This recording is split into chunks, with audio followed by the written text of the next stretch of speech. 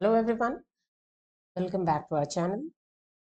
तो आज की वीडियो में हम लोग डिस्कस करेंगे GPCR based another signalling pathway के बारे में, जिसको हम कहते हैं IP3DAG कैल्शियम सिग्नलिंग पाथवे। ठीक है।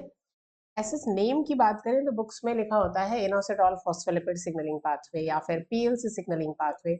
IP3DAG कैल्शियम सिग्नलिंग पाथवे इसलिए कहा है बिकॉज यहाँ पे ये सारे मॉलिक्यूल्स इस सिग्नलिंग पाथवे में बनते हैं। ठीक है।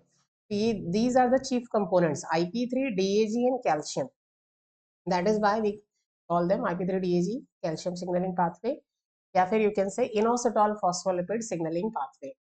तो प्रीवियस वीडियो लेक्चर में हमने जो इसके पहले जो GPCR के बेस्ड जो लेक्चर्स को डिस्कस किया था उसमें हमने CMP के पाथवे को डिस्कस किया था। फिर टॉक्सिन्स जो है कैसे उस सिग्नलिंग पाथवे को अफेक्ट करते हैं, कॉलेरा एंड पेटोसिस, उसके बारे में डिस्कस किया था।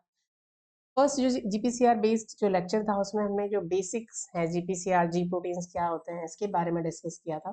ठीक है। तो if you haven't watch those videos, because आपको ये एक सीक्वेंस में करना है और उसी सीक्वेंस में, जिस सीक्वेंस में मैंने लेक्चर्स को डाला है उसी सीक्वेंस में आपको पढ़ना है। ठीक है, स्टेप बाय स्टेप। तो if you haven't watch those videos, I will suggest you to watch them so that your concepts will be clear. ठीक है। जैसे CMP बेस्ड पाथवे अगर आपने पढ़ा है तो बहुत सारी चीज़ें आज जो हम पाथवे पढ़ने वाले हैं और CMP पाथवे में कॉमन है। ठीक है। चलिए तो स्टार्ट करते हैं हम। इनोसिटॉल फॉस्फोलिपिड सिग्नलिंग पाथवे, ये सेकेंड GPCR का आपका सिग्नलिंग पाथवे है। चलिए तो हमने CMP के पाथवे में भी डिस्कस किया था कि GPCR जो है वो कैसे वर्क करते हैं। फर्स्ट जो GPCR का हमने वीडियो देखा था उसमें भी हमने डिस्कस किया था कि GPCR सिग्नलिंग कैसे वर्क करती है। सिग्नलिंग की जो बेसिक प्रोसेस है उसको हम डिस्कस कर चुके हैं। चलिए यहाँ पे हम देखते हैं कि इस पर्टिकुलर सिग्नलिंग पाथवे में क्या होता है। Let me give you brief idea. अगर आपने लेक्चर्स को नहीं देखा है तो डिटेल के लिए तो आपको देखना होगा, बट ब्रीफ आइडिया अगर आपने नहीं देखा है तो हम उसको explain, I will describe you in a brief way। जैसे कि हमने देखा था कि जब GPCRs अपने सिग्नल से जब वो बाइंड करते हैं एक्स्ट्रा सेलुलर सिग्नल से, ये एक्टिवेट होते हैं और फिर ये एक्टिवेट करते हैं जी प्रोटीन, प्राइमेरिक जी प्रोटीन्स। ओके। और फिर जी प्रोटीन्स के थ्रू ये वर्क करते हैं। तो जब जी प्रोटीन्स का एक्टिवेशन हो जाएगा, जी प्रोटीन का जब एक्टिवेशन होगा तो व्हाट विल हैपन, दो तरीके से ये काम करेंगे GPCRs। या तो ये प्लाज्मा मेम्ब्रेन बाउंड,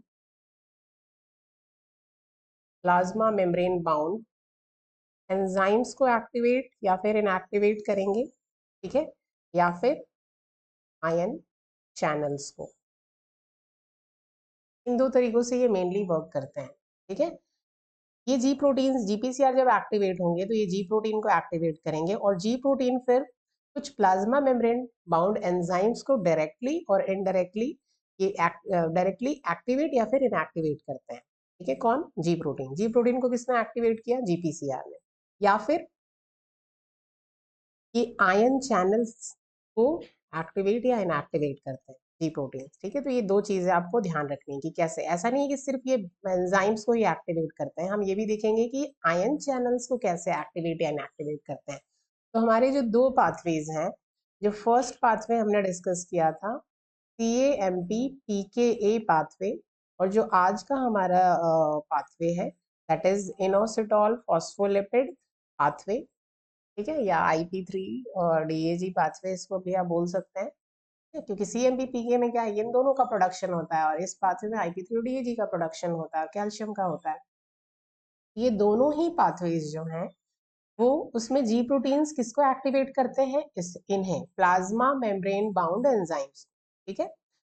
तो अगर आपने देखा है वो वीडियो लेक्चर तो आपको पता होगा कि हमने इसमें CMP के पाथवे में देखा था कि कौन सा मेम्ब्रेन बाउंड एंजाइम जो है जिसको जी प्रोटीन एक्टिवेट करते हैं। जी प्रोटीन्स एक्टिवेट करते हैं यहाँ पे एडेनाइलिन साइक्लेज को।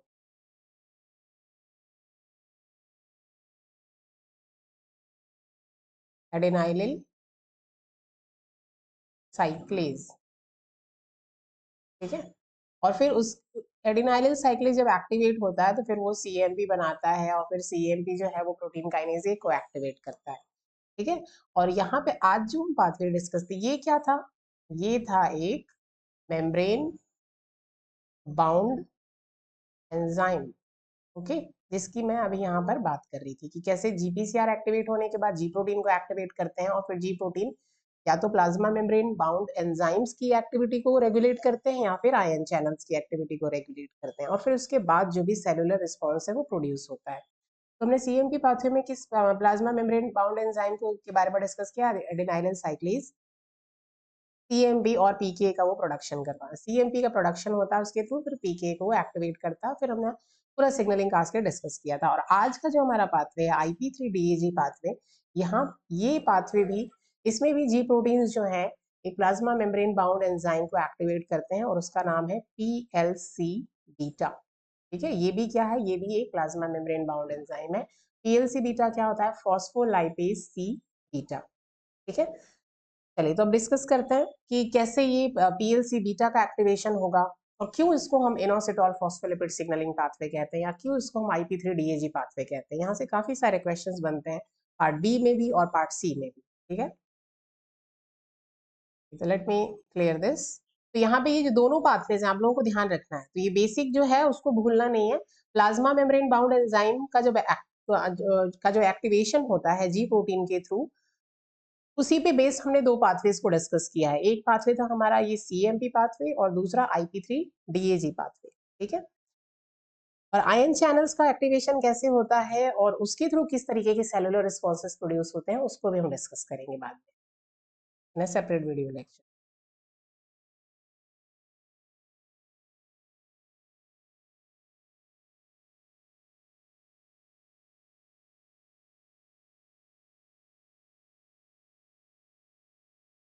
Okay, so here we have, this is what you call the plasma membrane. ये आपका प्लाज्मा मेम्ब्रेन है, lipid bilayer, and here we have the GPCR, G protein coupled receptor, okay, and this we have the signaling molecule, the signal or the ligand, okay, and then here we have the G protein consisting of alpha, beta, gamma subunits, and then you also have to remember कि G protein अभी किस stage में है, wait a minute, क्योंकि हमने देखा था कि ये एक स्विच प्रोटीन होता है जो ऑन या ऑफ पोजीशन में स्विच करता है। तो अभी ये किससे अटैच है, जीडीपी से। तो आप बता सकते हैं क्योंकि हमने फर्स्ट वीडियो लेक्चर में डिस्कस किया था कि जब वो जीडीपी से अटैच होगा तो फिर वो ऑन होगा, या जब वो जीटीपी से अटैच होगा तब वो ऑन होगा। ठीक है, okay, so this is the ji protein.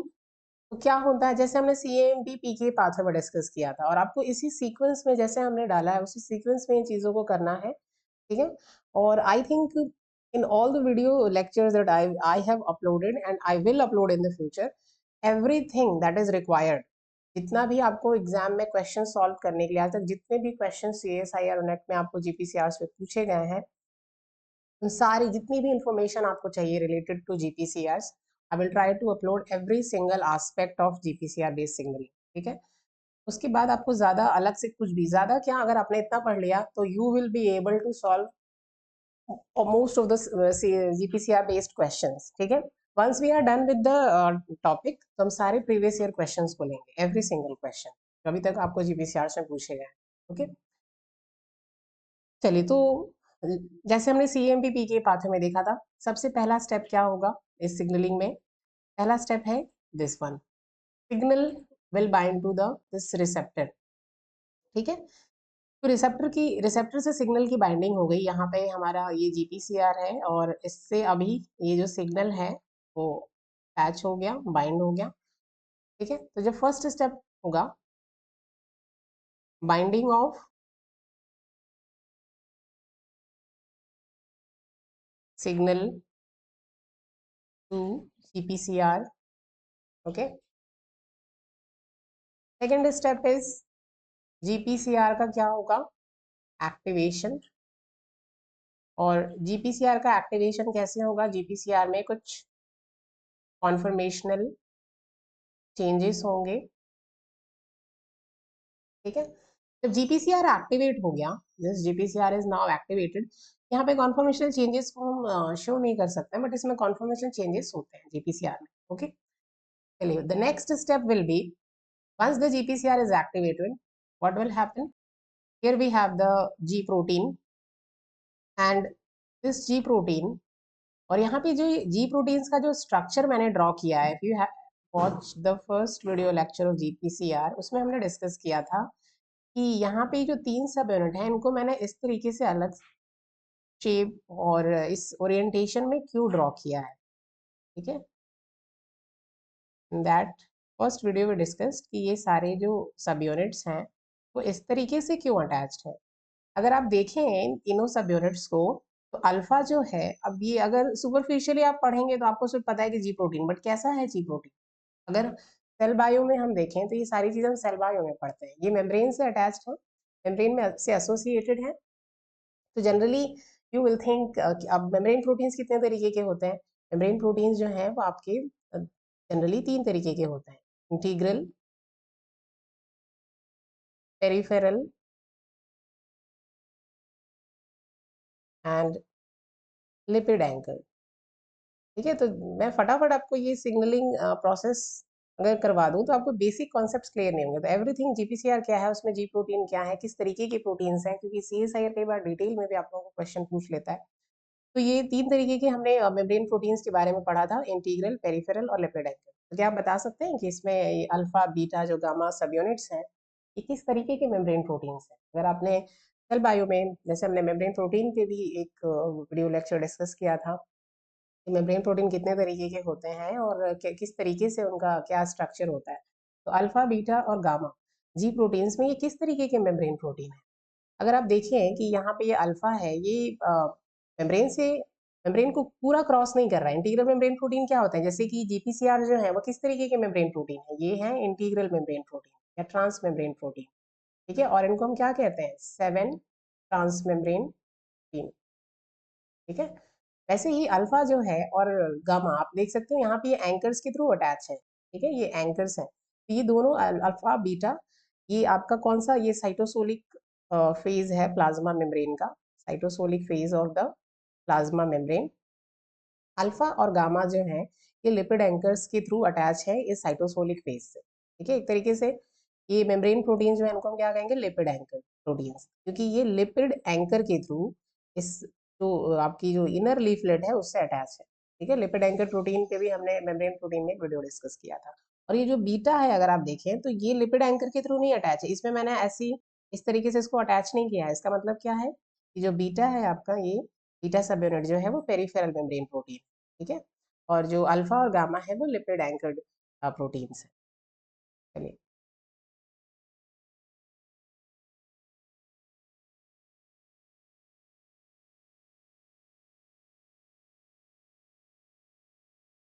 Okay. तो जीपीसीआर का एक्टिवेशन हो गया, और जीपीसीआर का जब एक्टिवेशन होता है तो जीपीसीआर जो है अब ये जो जी प्रोटीन से इंटरेक्ट करता है ये, ठीक है। चाहे तो हम इसको यहाँ पे भी बना सकते हैं पास में, ठीक है, पर थोड़ा ये हौच पौच जाएगा, इसलिए मैंने इसको दूर बनाया। तो जीपीसीआर जो है अब ये क्या करते हैं, ये जी प्रोटीन से, इस जी प्रोटीन से इंटरेक्ट करते हैं, ठीक है।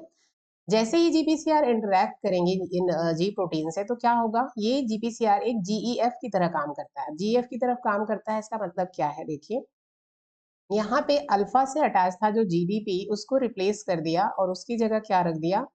जीटीपी, ठीक है। जीडीपी की जगह जीटीपी। ये किसने किया? ये जीपीसीआर ने किया, क्योंकि ये एक जीईएफ की तरह काम करता है। और जीईएफ क्या होता है?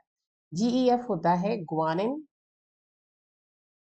Nucleotide exchange factor, guanine nucleotide exchange factor. तो यहाँ समझ में आ रहा है आप लोगों को? ग्वानिन न्यूक्लियोटाइड एक्सचेंज, तो ग्वानिन न्यूक्लियोटाइड का एक्सचेंज होता है कैसे, क्या एक्सचेंज होता है? ये जो जीईएफ है, ग्वानिन न्यूक्लियोटाइड एक्सचेंज फैक्टर, ये जीडीपी को रिप्लेस कर देता है किससे? जीटीपी से, ठीक है। ध्यान रखना है, जीडीपी को रिप्लेस किया, ऐसा नहीं कि जीडीपी में एक फॉस्फेट ग्रुप को ऐड कर दिया और फिर उससे क्या बना दिया? जीटीपी। नो, इसने जीडीपी को हटा के और फिर वहां पे जीटीपी को प्लेस किया, एक्सचेंज किया, ठीक है। और जीडीपी के जब हाइड्रोलिसिस होता है वापस, जब यानी कि जी प्रोटीन जब वापस ऑन से ऑफ स्टेज में जाएगी तो क्या होगा, वहां पर यहाँ से एक फॉस्फेट का रिमूवल होगा। लेकिन जब जीडीपी से जीटीपी बनेगा यहाँ पर, तो यहाँ पे जीडीपी को रिप्लेस कर दिया जाएगा जीटीपी से। ठीक है। ओके, तो यहाँ पे जीपीसीआर का एक्टिवेशन हुआ। GPCR will interact with the ji protein में किससे, जी अल्फा जो है इसके जीडीपी को सॉरी जीटीपी से रिप्लेस कर दिया। अब अल्फा किससे अटैच है, जीटीपी से। अब यहाँ पर ये जो जी प्रोटीन है, ये स्पेशली जी अल्फा जो है, ये ये जो जी प्रोटीन है आपका, ये क्या है, अब एक्टिव हो। ठीक है। और एक चीज और होती है कि जैसे जीटीपी से अटैच होती है अल्फा सब यूनिट, अब ये क्या हो गई, डिसोसिएट हो गई बीटा गामा सब यूनिट से। ठीक है। अल्फा सब यूनिट अलग और बीटा गामा डाइमर अलग, और ये दोनों फिर क्या करते हैं, डिफरेंट इफेक्टर प्रोटीन्स को टारगेट करते हैं। ठीक है। ये क्या करते हैं, टारगेट करते हैं इफेक्टर प्रोटीन को, बीटा गामा डाइमर भी और अल्फा भी। ठीक है। हम जनरली बात करते हैं अल्फा की। ठीक है। चलिए, तो हमने यहाँ तक की प्रोसेस तो सीएमपी पाथवे में भी सेम यही प्रोसेस को डिस्कस किया था। ठीक है। अब यहाँ पे क्या होगा कि जब ये आपका जी प्रोटीन जब एक्टिवेट हो गया,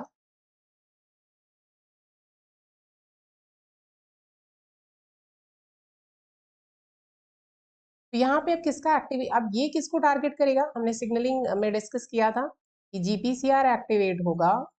जीपीसीआर को किसने एक्टिवेट किया, सिग्नल ने।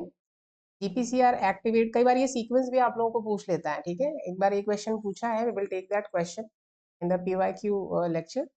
फिर जी प्रोटीन का एक्टिवेशन हुआ, और जी प्रोटीन अब किसको टारगेट करेगा, जो भी इफेक्टर प्रोटीन है। इफेक्टर प्रोटीन कौन हो सकता है, या तो कोई मेम्ब्रेन बाउंड एंजाइम होगा, या फिर कोई आयन चैनल होगा। ठीक है। तो हम इस पाथवे पे डिस्कस कर रहे हैं बेसिकली मेम्ब्रेन बाउंड एंजाइम। चलिए, तो देखते हैं कौन सा वो मेम्ब्रेन बाउंड एंजाइम होगा जिसको अब ये जो जी प्रोटीन, जो एक्टिव हमारा जी प्रोटीन है, वो जिसको टारगेट करेगा। तो यहाँ पे जी protein is active, and then we have a membrane bound enzyme called PLC beta। ये हमारे पास ये एक मेम्ब्रेन बाउंड एंजाइम है जिसको हम कहते हैं phospholipase, phospholipase C beta. Okay. अब the name itself is indicating phospholipase, मतलब ये किसको क्लीव करेगा, किसको ब्रेक करेगा, ब्रेक डाउन फॉस्फोलिपिड्स का। ठीक है। तो किस पर्टिकुलर फॉस्फोलिपिड का ये ब्रेक डाउन करेगा, फॉस्फेटिडाइल, फॉस्फेटिडाइल इनोसिटॉल। ठीक है। और आप देख सकते हैं, इसीलिए इस पाथवे को हम क्या कहते हैं, इनोसिटॉल फॉस्फोलिपिड सिग्नलिंग पाथवे। ठीक है। और यहाँ पे एक चीज और आपको ध्यान रखना है कि यहाँ पे जो जी प्रोटीन जिसकी हम बात कर रहे हैं, इस जी प्रोटीन को हम कहते हैं जी क्यू। ठीक है। इस जी प्रोटीन को हम कहते हैं जी क्यू। तो कई बार आपको सीएसआईआर में नाम भी पूछा गया है कि पर्टिकुलर कौन सा जी प्रोटीन है।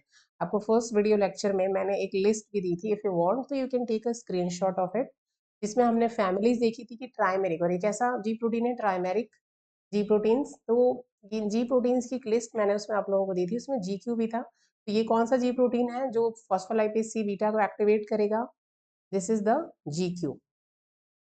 ठीक है। अब ये जो फॉस्फोलाइपेज सी बीटा है, किसको क्लीव करता है, फॉस्फेटिडाइल इनोसिटॉल को। बट ये फॉस्फेटिडाइल इनोसिटॉल कैसा होगा, इसमें फॉस्फेटिडाइल इनोसिटॉल कैसा होगा, फॉस्फोराइलेटेड, फॉस्फोराइलेटेड फॉस्फेटिडाइल इनोसिटॉल। यानी कि फॉस्फेटिडाइल इनोसिटॉल में तो ऑलरेडी फॉस्फेट ग्रुप प्रेजेंट होता है, बट उसमें फर्दर और फॉस्फेट ग्रुप्स का एडिशन होगा, और ये बनेगा फॉस्फोराइलेटेड फॉस्फेटिडाइल इनोसिटॉल। और उसी का ब्रेक डाउन करता है फॉस्फोलाइपेज सी बीटा, या जिसको हम कहते हैं पीएलसी बीटा। तो पीएलसी बीटा जो है, जब ये फॉस्फोलिपिड, अब ये फॉस्फोलिपिड कहाँ पे प्रेजेंट है, ये सारे कॉन्सेप्ट आपके सेल बायो के अगर क्लियर है तो ये सारी चीजें बहुत easily. Okay, let me, so this PLC beta यहाँ पे प्रेजेंट है you have this phosphatidyl inositol. Okay, तो फॉस्फेटिडाइल इनोसिटॉल, अब यहाँ पे एक वीडियो लेक्चर हमने डिस्कस किया था मेम्ब्रेन की एसिमेट्री पे, उसमें हमने देखा था कि जो फॉस्फेटिडाइल इनोसिटॉल है, एसिमेट्री का मतलब क्या है कि लिपिड्स का जो डिस्ट्रीब्यूशन है, मेम्ब्रेन लिपिड्स का डिस्ट्रीब्यूशन मतलब आउटर लीफलेट, ये आउटर लीफलेट और ये इनर लीफलेट। ठीक है, दो लीफलेट्स होती हैं लिपिड बायलेयर में, आउटर मोनोलेयर और इनर मोनोलेयर। ठीक है, इनर और आउटर में जो लिपिड्स होते हैं वो डिफरेंट तरीके के होते हैं, उनका जो डिस्ट्रीब्यूशन होता है वो डिफरेंशियल होता है। डिफरेंशियल मतलब जैसे डिफरेंट तरीके के आपके लिपिड, मेम्ब्रेन लिपिड है, फॉस्फेटिडाइल इनोसिटॉल है, फॉस्फेटिडाइल सीरीन है, फॉस्फेटिडाइल ग्लिसरॉल है, फॉस्फेटिडाइल इथेनॉलमीन है। ठीक है, डिफरेंट तरीके के फॉस्फोलिपिड्स हैं और कुछ स्फिंगोलिपिड्स भी हैं। तो आउटर में कुछ का कॉन्सेंट्रेशन ज्यादा होता है, इनर में कुछ स्पेसिफिक फॉस्फोलिपिड्स का कॉन्सेंट्रेशन ज्यादा होता है। जैसे फॉस्फोलिपिड जो है एक माइनर फॉस्फोलिपिड है और ये कहाँ प्रेजेंट होता है, इनर लीफलेट। एसिमेट्री में हमने ये डिस्कस किया। ठीक है, तो ये यहाँ पे प्रेजेंट है इनर लीफलेट में। तो फॉस्फोलाइपेज सी बीटा जो है एक्चुअल में अभी इस फॉस्फेटिडाइल इनोसिटॉल का क्या होगा, पहले पहले इसको हम फॉस्फोराइलेट करते हैं, तो फॉस्फोराइलेशन होगा और फिर पीएलसी बीटा उसको क्लीव करेगा। क्लीवेज के बाद क्या होगा, तो इसको एक्चुअल में ये PIP2 होता है, PIP2 फॉस्फेटिडाइल इनोसिटॉल 4,5 बिसफॉस्फेट। अभी हम इसके स्ट्रक्चर्स भी देखेंगे, स्ट्रक्चर्स आपको रटने की जरूरत नहीं है, बट सिर्फ समझने के लिए। ठीक है, तो PIP2 को PLC जो बीटा है वो क्या करता है, क्लीव करता है। Right hair PLC beta PIP2 को क्लीव करेगा और यहाँ पे दो प्रोडक्ट्स आपके बनेंगे, and these two products are DAG and IP3। ठीक है, DAG एंड IP3। DAG क्या है, डाई एसाइड ग्लिसरॉल, और IP3 क्या है, इनोसिटॉल 1,4,5 ट्राइफॉस्फेट। यहाँ पे ये दो प्रोडक्ट्स बनते हैं और इसलिए हमने क्या नाम दिया है इसको, IP3 DAG पाथवे। तो यहाँ पे जो पाथवे दो ब्रांचेस में स्प्लिट हो जाता है, एक ब्रांच जहाँ पे DAG बना और दूसरा जहाँ से IP3 बना। ठीक है, अब एक चीज और आपको ध्यान रखनी है कि ये जो हमारा DAG है, अगर हम DAG की बात करें और IP3, ये दोनों ही क्या है, ये दोनों ही हैं सेकेंड मैसेंजर्स। तो आप लोगों को ये चीज ध्यान रखनी है, बीच बीच में मैं ये भी आप लोगों को बताते चलूंगी। यहाँ यहाँ से इस पर्टिकुलर एरिया से क्वेश्चंस आते हैं, जैसे सेकेंड मैसेंजर से पार्ट बी में कई बार क्वेश्चंस पूछे गए। तो DAG और IP3 दोनों क्या है, सेकेंड मैसेंजर। सेकेंड मैसेंजर का मतलब क्या, यहाँ पे सिग्नल जो है, ये सपोज ये प्राइमरी मैसेज को यहाँ तक कैरी करता है, कहाँ तक, GPCR ट्रांसफर करता है, और फिर उसके बाद आगे ये दो सेकेंड मैसेंजर्स जनरेट होते हैं और फिर आगे ये मैसेज को रिले करते हैं। सिग्नलिंग कैस्केड जो भी यहाँ से जिस भी पर्टिकुलर प्रोटीन को टारगेट करना है वहां तक ये मैसेज को क्या करेंगे, कन्वे करेंगे। तो इसीलिए DAG और IP3 को हम क्या कहते हैं, इनको हम कहते हैं सेकेंड मैसेंजर्स। ठीक है, तो ये जितने भी सेकेंड मैसेंजर्स हैं आपको ध्यान रखना है, क्योंकि प्रीवियस ईयर में पार्ट बी में आपको सेकेंड मैसेंजर्स पे कई बार क्वेश्चंस जो हैं वो पूछे गए हैं। ठीक है, चलिए, तो DAG और IP3 ये दो प्रोडक्ट्स यहाँ पे बनते हैं PIP2 के क्लीवेज से। DAG जो है, अब यहाँ पे एक चीज ध्यान रखनी है, DAG जो है वो होता है मेम्ब्रेन बाउंड। मेम्ब्रेन बाउंड कहने का क्या मतलब है, अगर आप देखें यहाँ पे PIP2 को क्लीव किया, PIP2 कहाँ, ये इनर लेयर जो आपकी फॉस्फोलिपिड बायलेयर जो है आपकी लिपिड बायलेयर, उसकी इनर जो लेयर होती है, इनर लीफलेट, उसमें ये प्रेजेंट होता है। ठीक है, DAG मेम्ब्रेन से अटैच होगा, यानी कि यहीं पे मेम्ब्रेन से एसोसिएटेड रहेगा ये। और जो IP3 है ये वाटर सॉल्युबल मॉलिक्यूल। ठीक है, ये सब चीजें प्रॉपर्टीज भी आपको ध्यान रखनी है, ये कैसा है, वाटर सॉल्युबल मॉलिक्यूल है, और इसीलिए ये क्या होगा, ये प्लाज्मा मेम्ब्रेन को छोड़कर कहाँ चला जाएगा, साइटोसोल में। ठीक है, तो ये सारी चीजें आपसे पूछ सकते हैं। DAG जो है वो कहाँ पे रहेगा, ये मेम्ब्रेन बाउंड ही रहेगा, मेम्ब्रेन से अटैच रहेगा, क्योंकि हाइड्रोफोबिक। IP3 वाटर सॉल्युबल है, इसलिए साइटोसोल में रिलीज हो जाएगा। ठीक है, तो ये जनरल स्कीम हो गई ऑफ दिस पाथवे। अब आगे हम देखते हैं कि आगे अब ये DAG और IP3 क्या करते हैं। ठीक है, चलिए, तो ये स्ट्रक्चर है कि ये IP3 और DAG बनता कैसे है। तो ये स्ट्रक्चर, डोंट वरी, आपको ये स्ट्रक्चर रटने की जरूरत नहीं है और ना ही आपसे ये स्ट्रक्चर पूछने वाले हैं, बट विदाउट अंडरस्टैंडिंग की स्ट्रक्चर क्या होता है, आप फिर अगर ये रट लेंगे तो ये चीजें अच्छे से, इसके कॉन्सेप्ट जो है वो क्लियर नहीं होंगे। ठीक है, तो in a quick way I will explain कि ये जो स्ट्रक्चर है वो क्या एक्चुअली इंडिकेट कर रहा है। ठीक है, So this structure is phosphatidyl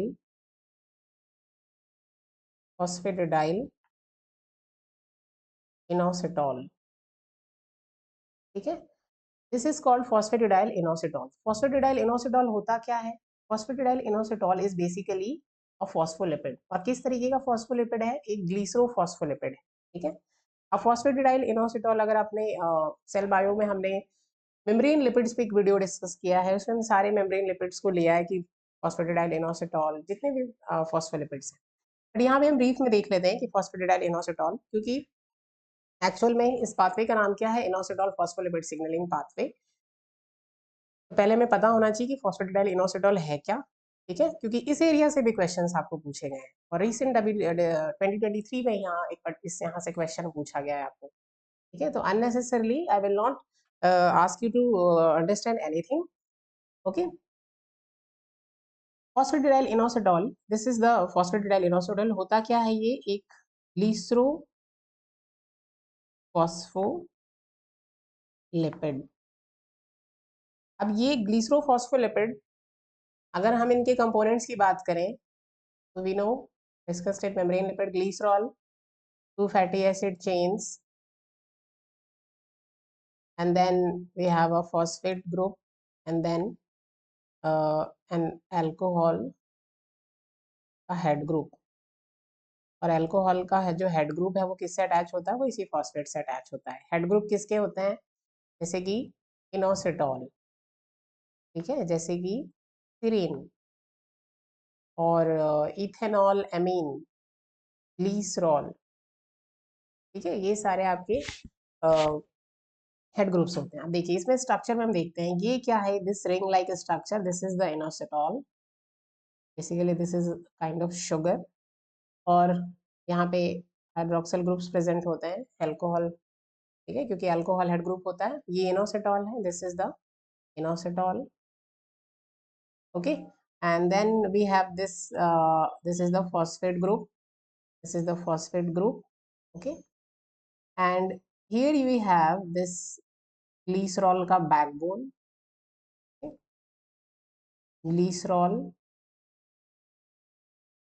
backbone. तो ग्लिसरॉल होता क्या है? देखिए CH2OH. तो this is the structure of glycerol.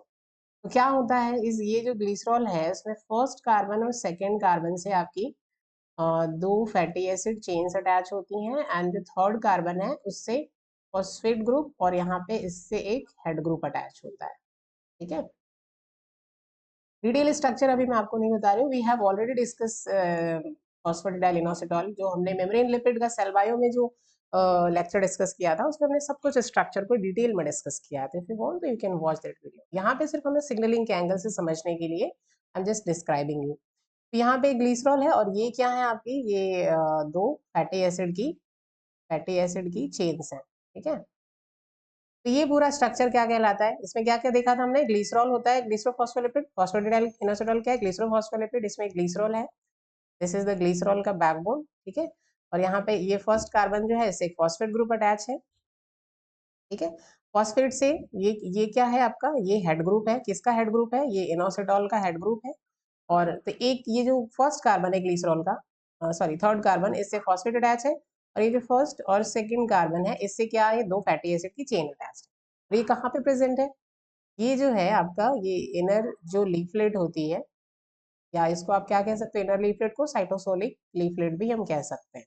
ठीक है, प्लाज्मा मेम्ब्रेन की साइटोसोलिक लीफ. चलिए, तो ये फॉस्फेटिडाइल इनोसिटॉल है. अब होता क्या है यहाँ पे कि यहाँ पे एक काइनेज जो है वो क्या करता है? इस पर्टिकुलर स्ट्रक्चर में क्या ऐड कर दिया? यहाँ पे आप देख सकते हैं एक फॉस्फेट को ऐड कर दिया.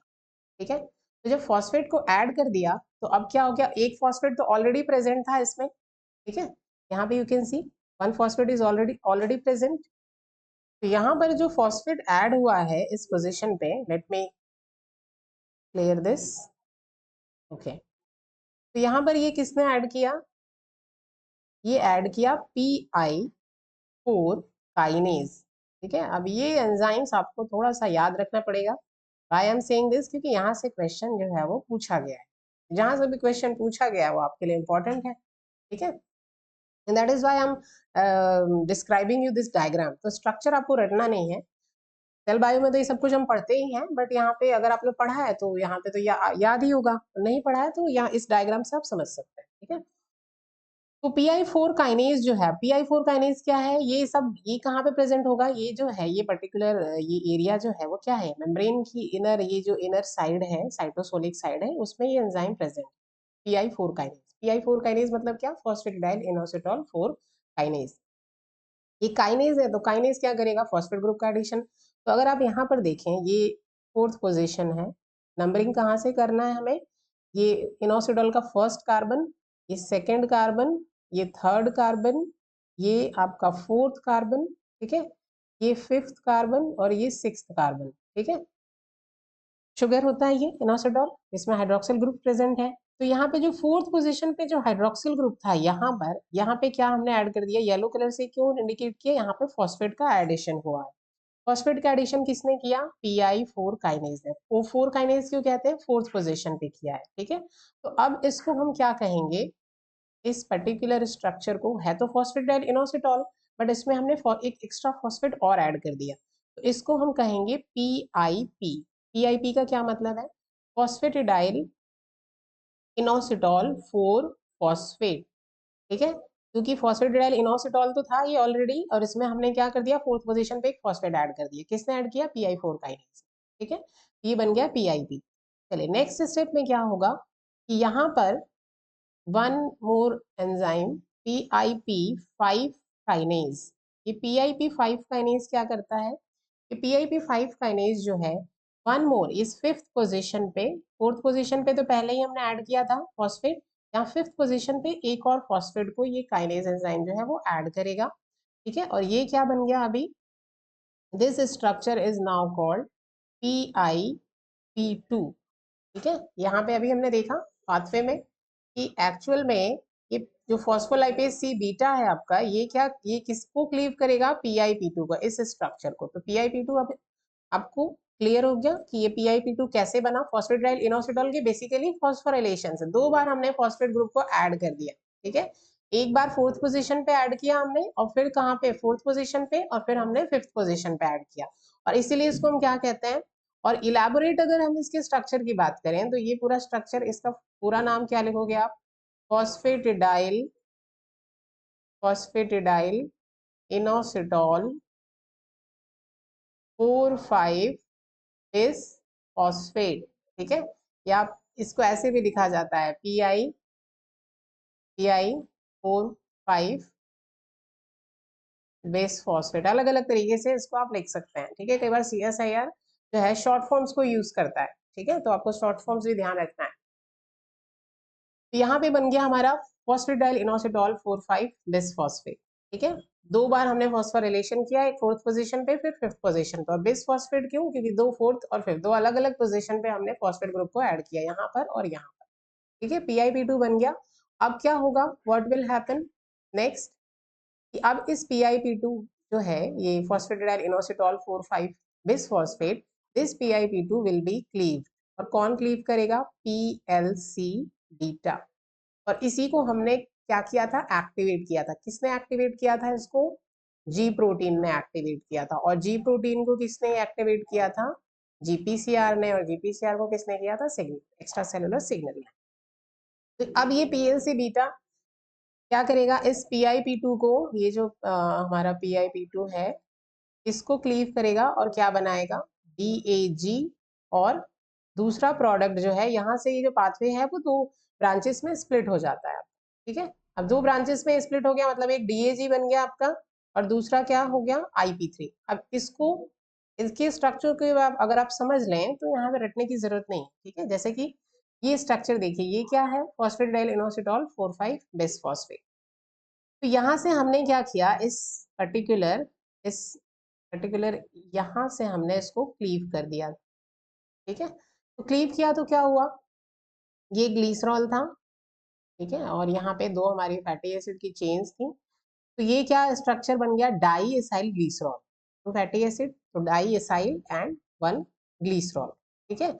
और ये जो पूरा स्ट्रक्चर था हमारा यहाँ से लेकर यहाँ तक, यानी इनोसिटॉल, ये इनोसिटॉल शुगर है, ठीक है।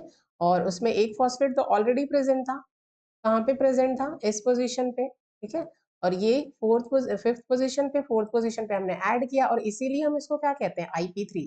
क्या है इसका फुल फॉर्म, इनोसिटॉल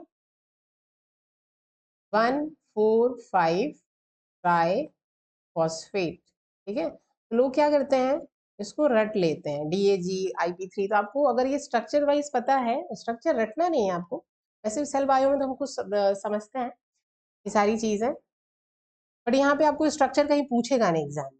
बट अगर ये स्ट्रक्चर्स आपने देखा हुआ है तो ये चीजें याद रहती है। अब इनोसिटॉल 1,4,5 ट्राइफॉस्फेट आपको याद रहेगा, ठीक है। तो इनोसिटॉल 1,4,5 ट्राइफॉस्फेट कैसे बना, इस पर्टिकुलर फॉस्फोराइलेटेड फॉस्फेटडाइल इनोसिटॉल के क्लीवेज से बना, ठीक है। DAG और IP3, इनोसिटॉल 1,4,5 ट्राइफॉस्फेट। अब ये दोनों आपको बन गए, ये दोनों प्रोडक्ट इस पाथवे के थ्रू, ये दोनों मेन प्रोडक्ट्स हैं। अब क्या होगा, इन दोनों का आगे क्या करना है हमें, DAG और IP3 का। तो चलिए देखते हैं कि DAG आगे क्या करेगा। This DAG will activates protein kinase C, और इसको आप क्या कहते हो, PKC, ठीक है। और IP3 जो है ये क्या करेगा, ये रिलीज करता है calcium ions from the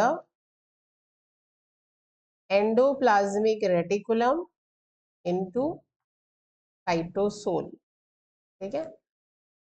DAG क्या करता है, जो DAG बना है, DAG कहाँ पे है, ये मेम्ब्रेन बाउंड रहेगा, ठीक है। ये चीजें भी आपको ध्यान रखनी है, ये हाइड्रोफोबिक है, मेम्ब्रेन बाउंड रहेगा, मेम्ब्रेन से अटैच, क्योंकि ये क्या है आपकी मेम्ब्रेन है इनर। और IP3 जो है ये वाटर सॉल्युबल है, तो ये वाटर सॉल्युबल है, वाटर सॉल्युबल है तो ये साइटोसोल में डिफ्यूज हो जाएगा, ठीक है। साइटोसोल में जाके IP3 क्या करेगा, कैल्शियम आयन का रिलीज एंडोप्लाज्मिक रेटिकुलम से, और DAG एक्टिवेट करेगा प्रोटीन काइनेज C को। तो चलिए देखते हैं कि ये दोनों प्रोसेसेस अब कैसे होंगी। ओके, तो with the help of this diagram we will understand कि अब हमने फर्स्ट स्टेप देख लिया कि किस तरीके से GPCR एक्टिवेट होता है, GPCR कैसे G प्रोटीन को एक्टिवेट करता है, G प्रोटीन कैसे PLC बीटा को एक्टिवेट करता है, ठीक है। फिर इस डायग्राम में हमने देखा कि कैसे PLC जो बीटा है आपका, this PLC beta, this one, ये कैसे PIP2 को क्लीव करता है और क्या बनाता है, DAG और IP3। अब नेक्स्ट हमें देखना है कि ये DAG और IP3 आगे क्या करते हैं, ठीक है। Okay okay, so let me set this. So here we have beautiful diagram. So with the help of this diagram you will understand कि अब ये DAG और IP3 क्या करते हैं। ये वही सारी स्टेप्स को यहाँ फिर से मेंशन किया हुआ है। Signal molecule bind to the GPCR, ये क्या है, ये आपका G प्रोटीन है जिसको हम क्या कहते हैं, GQ। और ये GQ जो है, ये GQ ये एक्टिवेटेड है। एक्टिवेट कैसे हुआ, GPCR जब एक्टिवेट होता है, ये जो साइन है उसका क्या है, एक्टिवेशन का। ये GPCR एक्टिवेट हो गया, वो किसको एक्टिवेट करेगा, G प्रोटीन को। ये अल्फा सब यूनिट है, this is the beta and this is gamma. अब इसमें भी आप देख सकते हैं ये लिपिड एंकर्स के थ्रू ये गामा और अल्फा अटैच है, बीटा जो है वो लिपिड एंकर के थ्रू अटैच नहीं है, ठीक है। इसका मतलब नॉन कोवेलेंट एसोसिएशन होता है इसका मेम्ब्रेन के साथ, बीटा का अल्फा और गामा का कोवेलेंट एसोसिएशन होता है। ये किस तरीके का एसोसिएशन है, मेम्ब्रेन से कोवेलेंट एसोसिएशन, और इसका नॉन कोवेलेंट एसोसिएशन। चलिए, तो ये एक्टिवेट हो गया, ये दोनों एक्टिवेट हो गए, अल्फा बीटा गामा डायमर भी। ये अब किसको एक्टिवेट करेंगे, ये एक्टिवेट करेंगे PLC बीटा को। PLC बीटा का एक्टिवेशन हमने देख लिया था कैसे होता है। PLC बीटा का एक्टिवेशन हो गया, अब PLC बीटा अब क्या करेगा, ये किसको क्लीव करता है, PIP2 को। तो ये क्या है आपका PIP2, फॉस्फेटिडाइल इनोसिटॉल 4,5 बिसफॉस्फेट। ये जो PIP2 है, इसको क्लीव करने के बाद क्या बनता है, ये बनता है DAG। ये जो रेड कलर का स्ट्रक्चर है ये क्या है, DAG। ये मेम्ब्रेन बाउंड रहेगा, मेम्ब्रेन बाउंड, ठीक है। और ओके, क्योंकि इसमें फैटी एसिड प्रेजेंट है, डाइएसाइल ग्लिसरॉल है, ठीक है। तो ये हाइड्रोफोबिक है तो मेम्ब्रेन बाउंड होगा, और ये क्या है हमारा IP3, ठीक है। ये इनोसिटॉल शुगर और इसे 3 फॉस्फेट अटैच, इसलिए इसको हम क्या कहते हैं, इनोसिटॉल 1,4,5 ट्राइफॉस्फेट, ठीक है। तो IP3 हमने देखा था कि साइटोसोल में रिलीज हो जाता है। ये कहाँ पे रिलीज हो गया, ये क्या है आपका साइटोसोल है, यहाँ पे IP3 रिलीज हो गया। तो IP3 क्या करता है, हमने यहाँ पे देखा कि IP3 जो है वो क्या करता है, ये रिलीज करता है कैल्शियम को from endoplasmic reticulum into the cytosol. तो देखिए यहाँ पे IP3 जो है इसका बहुत इंपॉर्टेंट रोल है। हमने पढ़ा था कि ये दोनों DAG और IP3 ये क्या करते हैं, ये दोनों क्या हैं आपके, ये हैं सेकेंड मैसेंजर्स। अब देखते हैं कि कौन सा मैसेज ये कैरी करते हैं। ठीक है, कौन सा मैसेज ये कैरी करते हैं। देखिए IP3 क्या कर रहा है, ये जाके बाइंड करता है एंडोप्लाज्मिक, ये एंडोप्लाज्मिक रेटिकुलम है, और एंडोप्लाज्मिक रेटिकुलम में जाकर एंडोप्लाज्मिक रेटिकुलम मेम्ब्रेन पे प्रेजेंट ये रिसेप्टर्स से बाइंड करता है। ये ग्रीन कलर का जो स्ट्रक्चर है ये क्या है आपके, ये रिसेप्टर्स हैं, या इनको आप चैनल्स बोल सकते हैं। ठीक है, इनको हम क्या कहते हैं, IP3 gated, IP3 gated channels. ठीक है, चैनल्स पे हमने वीडियो सेल बायो में डिस्कस किया था। If you don't know about the channel you can watch those videos on membrane transport. तो गेटेड चैनल का मतलब क्या होता है, चैनल्स कई तरीके के होते हैं, हमने डिस्कस किया था सेल बायो में मेम्ब्रेन ट्रांसपोर्ट में। गेटेड का मतलब है कि जब वो किसी स्टिमुलस के रिस्पॉन्स में ओपन हो तो ऐसे चैनल को हम कहते हैं गेटेड चैनल। तो यहाँ पे IP3 जब इन चैनल से आके बाइंड करेगा तो स्टिमुलस क्या है, यहाँ पे IP3 है इन चैनल्स के लिए। नॉर्मली ये क्लोज होते हैं, जैसे ही IP3 आके बाइंड करेगा ये ओपन हो जाएंगे, और यहाँ से क्या होगा, यू कैन सी यहाँ से कैल्शियम आयंस का यहाँ पर रिलीज होगा। कैल्शियम आयंस यहाँ पे स्टोर होते हैं कहाँ पे, एक चीज आपको ध्यान रखनी है, कैल्शियम आयंस का जो लेवल है वो हाई कहाँ पे होता है, ये होता है एंडोप्लाज्मिक रेटिकुलम के अंदर, एक्स्ट्रा सेल्यूलर फ्लूइड में, और आपके सार्कोप्लाज्मिक रेटिकुलम में। सार्कोप्लाज्मिक रेटिकुलम मसल्स में प्रेजेंट एक तरीके का एंडोप्लाज्मिक रेटिकुलम है जिसको हम सार्कोप्लाज्मिक रेटिकुलम कहते हैं। तो इन तीनों जगहों पे कैल्शियम आयन का जो कॉन्सेंट्रेशन है वो हाई होता है, यानी कि कैल्शियम कैल्शियम आयंस का यहाँ पे इनकी मेम्ब्रेन के अराउंड एक ग्रेडियंट होता है। जैसे कि अगर एंडोप्लाज्मिक, जैसे कि ये अगर एंडोप्लाज्मिक रेटिकुलम मेम्ब्रेन है तो यहाँ पे कैल्शियम आयन का एक ग्रेडियंट प्रेजेंट होगा, और ये चैनल्स प्रेजेंट होंगे, तो जब भी कोई स्टिमुलस आएगा इन चैनल से बाइंड करेगा, कैल्शियम आयन जो है वो down the concentration gradient release हो जाए। या फिर प्लाज्मा मेम्ब्रेन में भी प्रेजेंट, प्लाज्मा मेम्ब्रेन के इस तरफ यानी कि एक्स्ट्रा सेलुलर फ्लूइड में भी कैल्शियम आयन का कॉन्सेंट्रेशन हाई होता है। ठीक है, और सार्कोप्लाज्मिक रेटिकुलम, इस स्टिमुलस के रिस्पॉन्स में इन मेम्ब्रेन्स, इनकी मेम्ब्रेन में प्रेजेंट वो चैनल ओपन होते हैं, कैल्शियम आयन जो है वो रिलीज हो जाता है। और जब ये कैल्शियम आयन यहाँ पे रिलीज होंगे तो यहाँ कैल्शियम आयंस भी एक सेकेंडरी मैसेंजर की तरह काम करते हैं, सेकेंड मैसेंजर की तरह काम करते हैं, और ये फिर जो कैल्शियम रिस्पॉन्सिव प्रोटीन्स हैं उनकी एक्टिविटी को रेगुलेट करते हैं। ठीक है, कैल्शियम मेडिएटेड बहुत सारी सेलुलर प्रोसेसेस होती हैं। I will take few examples, but पहले इसको हम देखते हैं कि ये कैल्शियम आयन रिलीज हो गया। ठीक है, ये कैल्शियम आयन रिलीज हो गया। कैल्शियम आयन अभी यहाँ पर क्या करता है, ये कैल्शियम आयन यहाँ पर एक आपका एंजाइम होता है, यहाँ पे एक काइनेज एंजाइम होता है, protein kinase C. Okay, protein kinase C. तो इसको हम ये सी क्यों कहते हैं, क्योंकि कैल्शियम डिपेंडेंट होता है, इसीलिए इसको हम प्रोटीन काइनेज सी कहते हैं। ये कैल्शियम आयन का जो इंक्रीजिंग कॉन्सेंट्रेशन है साइटोसोल में, ये रिक्रूट करता है इस प्रोटीन काइनेज सी। ये क्या है आपका PKC, प्रोटीन काइनेज सी। ये नॉर्मली कहाँ पे प्रेजेंट होता है, ये साइटोसोल में प्रेजेंट होता है, और इसको कैल्शियम आयन क्या करते हैं, ट्रांसलोकेट करते हैं। इसका ट्रांसलोकेशन होगा, कौन करेगा, कैल्शियम आयंस, कहाँ पे, मेम्ब्रेन में। ठीक है, जो आपकी इनर लीफलेट है उसमें। ठीक है, तो ये जो PKC है, ये जो ब्राउन कलर का स्ट्रक्चर है, ये कहाँ पे प्रेजेंट था, साइटोसोल में, और जो कैल्शियम है वो इससे बाइंड करता है और इसको कहाँ पे रिक्रूट कर दिया, अभी यहाँ पे मेम्ब्रेन से एसोसिएट कर दिया। ठीक है, अब मेम्ब्रेन में ये हो गया, मेम्ब्रेन से अटैच हो गया PKC, और यहाँ पे हमने देखा था कि PKC को एक्टिवेट कौन करता है, कैल्शियम ने तो सिर्फ रिक्रूट किया, DAG क्या करता है, एक्टिवेट करता है प्रोटीन काइनेज सी को। ठीक है, तो DAG का क्या रोल है, ये भी एक सेकंड मैसेंजर है, तो ये क्या कर रहा है अभी यहाँ पर, ये जो DAG है जो कि मेम्ब्रेन में ऑलरेडी प्रेजेंट है, अब यहाँ पे आप देख सकते हैं ये है DAG। ठीक है, ये है PKC, और ये क्या है, ये है कैल्शियम आयन। ठीक है, ये अब DAG along with calcium ion and one more component phosphatidylserine। तो phosphatidylserine क्या होता है, phosphatidylserine भी एक फॉस्फोलिपिड है, और कहाँ पे प्रेजेंट होता है, ये हमने मेम्ब्रेन की एसिमेट्री पे जो लेक्चर डिस्कस किया था, एसिमेट्री ऑफ लिपिड बायलेयर, उसमें हमने देखा था। ये भी कहाँ पे प्रेजेंट है, ये भी इनर लीफलेट में, इसका कॉन्सेंट्रेशन हाई होता है।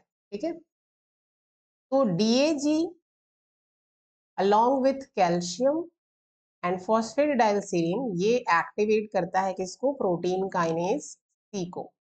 ठीक है, और फिर ये प्रोटीन काइनेज सी जो है, काइनेज है तो फॉस्फोरिलेशन करेगा डिफरेंट टारगेट प्रोटीन्स का, और फिर ये टारगेट प्रोटीन्स का फॉस्फोरिलेशन करके उनकी एक्टिविटी को क्या करता है, रेगुलेट करता है।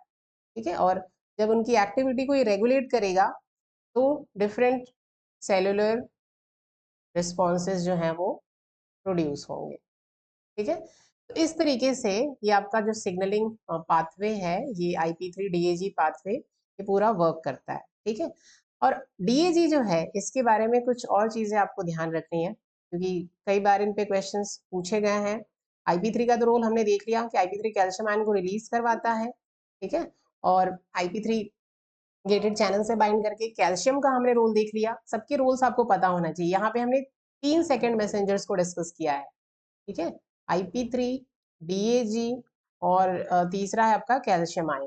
ठीक है, तो कैल्शियम आयन का रोल हमने क्या देखा, कैल्शियम आयन क्या करता है, ये रिक्रूट करता है किसको, प्रोटीन काइनेज सी को into the inner layer of plasma membrane. ठीक है, इसको रिक्रूट कर दिया। अब यहाँ पे सिर्फ इतना ही काम नहीं है कैल्शियम के, तो और भी बहुत सारे फंक्शंस हैं। अभी हम यहाँ पे सिर्फ इतने पर्टिकुलर पार्ट को ही फोकस करते हैं। IP3 क्या करता है, ये कैल्शियम आयन को रिलीज करवाता है। ठीक है, कैल्शियम आयन का रिलीज करवाता है। DAG क्या करता है, DAG जो है, अब इसको पहले हम डिस्कस करते हैं कि DAG एक्चुअल में क्या करता है। DAG ने क्या किया, प्रोटीन काइनेज सी को एक्टिवेट किया। ठीक है, तो DAG PKC को एक्टिवेट करता है। ठीक है, उसके बाद क्या होता है, ये DAG जो है फर्दर ये क्लीव्ड हो जाता है, इसको क्लीव कर दिया जाता है, और ये क्या रिलीज करता है, अराकिडोनिक एसिड। ठीक है, ये अराकिडोनिक एसिड जो है, फैटी एसिड है, ये एक सिग्नल की तरह या तो काम करता है, या फिर इसको यूज किया जाता है फॉर द सिंथेसिस ऑफ इकोसेनॉइड्स। ठीक है, फॉर एग्जाम्पल प्रोस्टाग्लैंडिन्स। ठीक है, ओके, तो प्रोस्टाग्लैंडिन्स क्या होते हैं, ये कई सारी बायोलॉजिकल एक्टिविटीज में इन्वॉल्व होते हैं, जैसे कि पेन और इन्फ्लेमेशन से रिलेटेड। तो आपको ये सारी चीजें याद रखनी है कि DAG का क्या रोल है, IP3 का क्या रोल है, और कैल्शियम आयंस जो हैं वो क्या करते हैं, क्योंकि इन सब पे आपको क्वेश्चंस पूछे गए हैं। ये इको अरेकिडोनिक एसिड और इकोसेनॉइड्स, बायोकेमिस्ट्री में इसके बारे में हम पढ़ते हैं। इकोसेनॉइड्स क्या होते हैं, ये बायोएक्टिव लिपिड्स होते हैं जो इन्फ्लेमेशन में, पेन में, फीवर, इन सब चीजों में इन्वॉल्व होते हैं इन बायोलॉजिकल प्रोसेसेस में। अरेकिडोनिक एसिड क्या होता है, फैटी एसिड होता है।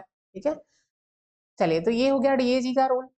अब कैल्शियम की अगर हम बात करें तो इसके बाद हमने IP3 का रोल देख लिया, DAG का रोल देख लिया। कैल्शियम, कैल्शियम जब रिलीज होता है तो कई सारी जो प्रोसेसेस हैं कैल्शियम की, अगर हम बात करें तो इसे हम कहते हैं कि ये एक यूबिक्विटस यूबिक्विटस इंट्रासेल्युलर मीडिएटर की तरह वर्क करता है।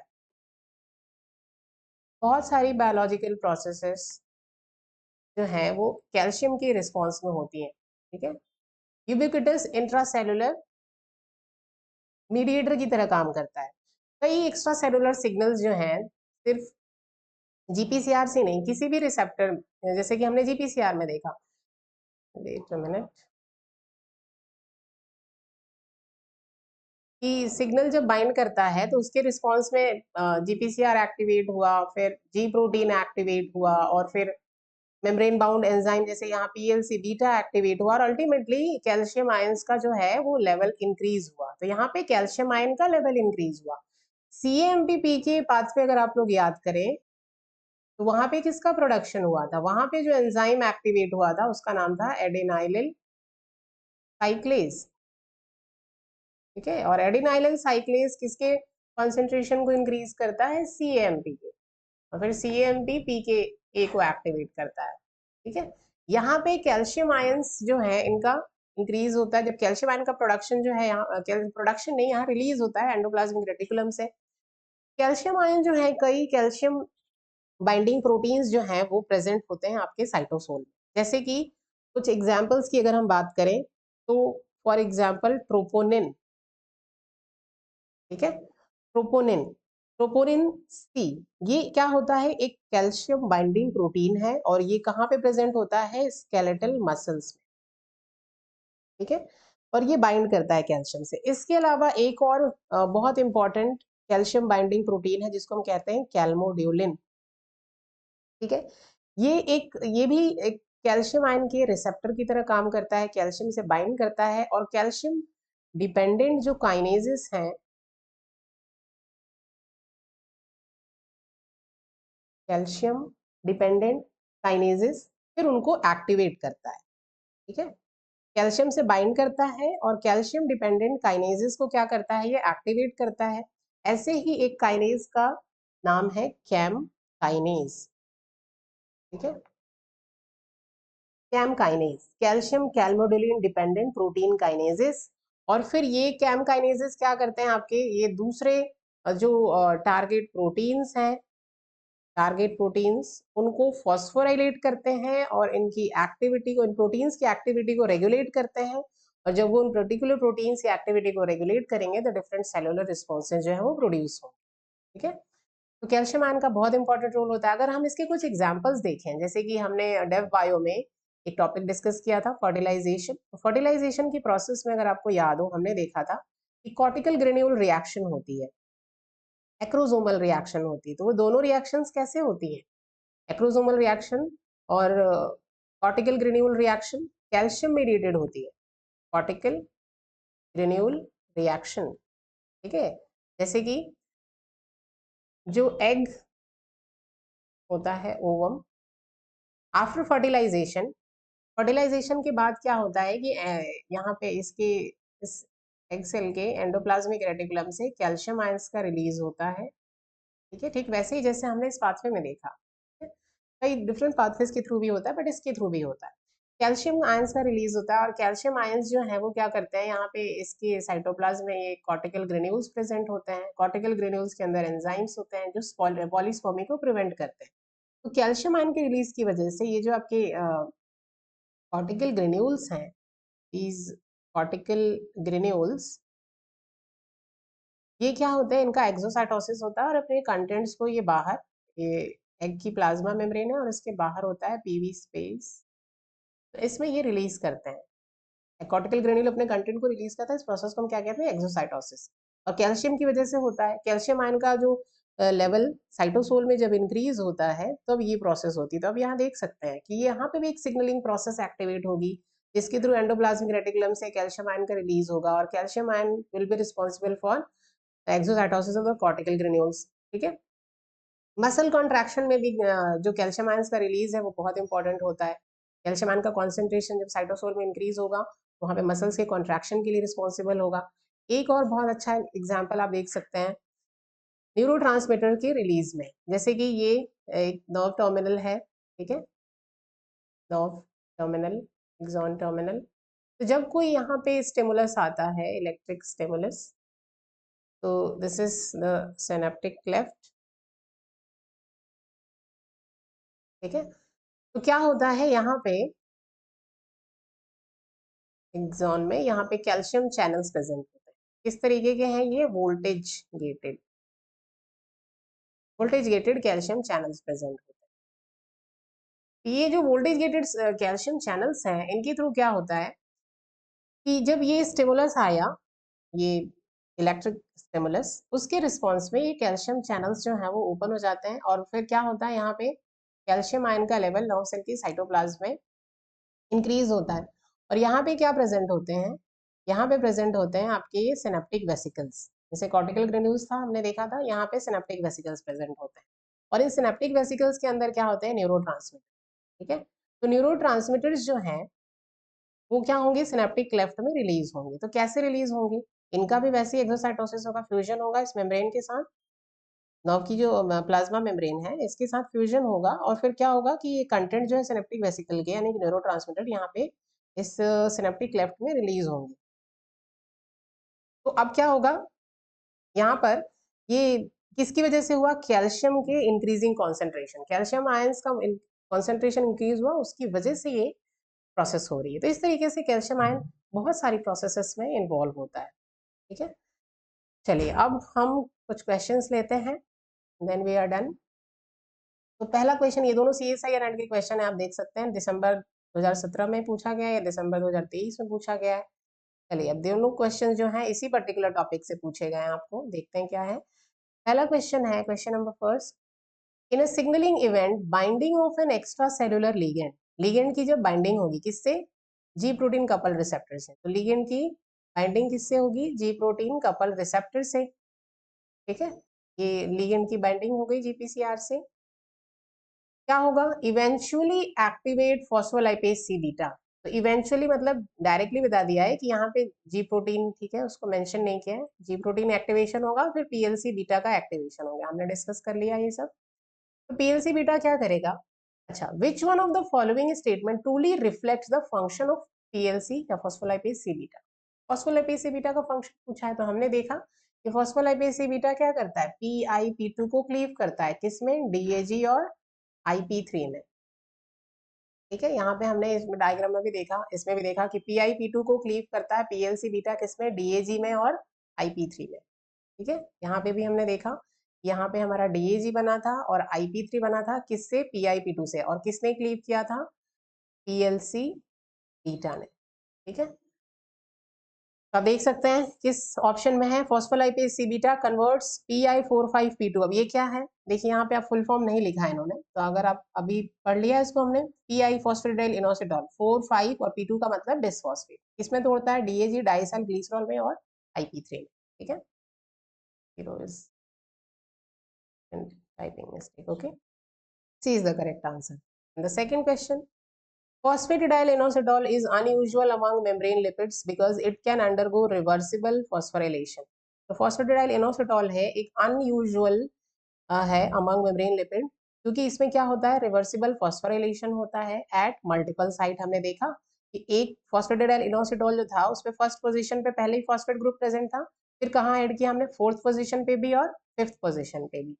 तो रिवर्सिबल फॉस्फोराइलेशन होता है, इसलिए आई टोल्ड यू कि दिस डायग्राम इज इंपॉर्टेंट। तो ये क्वेश्चन जो है पर्टिकुलरली इसी एरिया से पूछा गया है।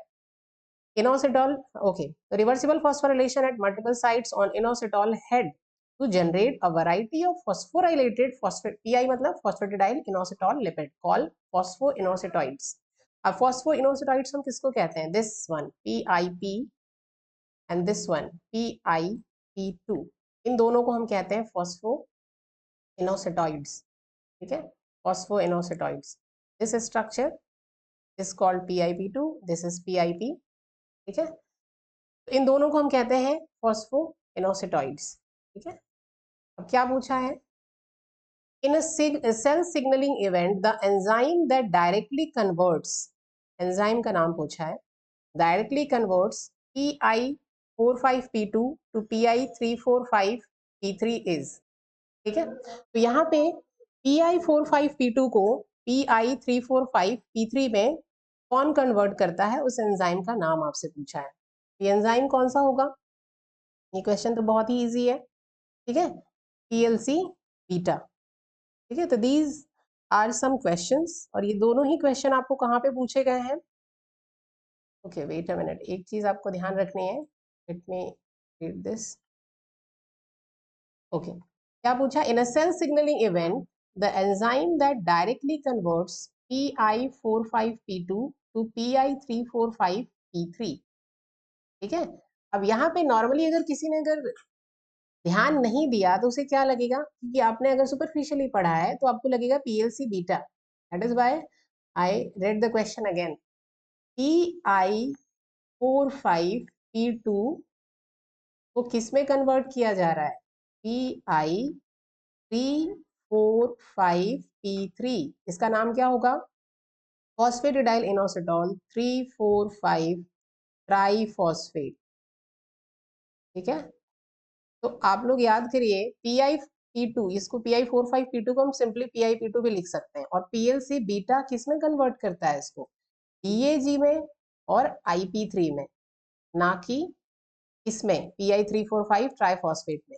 यानी कि PI45P2 में अगर हम एक और फॉस्फेट ऐड कर दें तो क्या बन जाएगा, 3,4,4,5 तो पहले से ही था, 3,4,5 यानी कि थर्ड पोजीशन पे हम एक और फॉस्फेट ऐड करेंगे। यहाँ पे अगर आप नाम देखें इन एंजाइम्स के, जो फर्स्ट एंजाइम था हमारा उसका नाम क्या था, PI4 काइनेज। क्यों, क्योंकि फोर्थ पोजीशन पे, इस पोजीशन पे फॉस्फेट को ऐड किया यहाँ पर। ठीक है, फिर नेक्स्ट एंजाइम था PI P5 काइनेज, क्योंकि इसने फिफ्थ पोजीशन यानी इस पोजीशन पे फॉस्फेट को ऐड किया।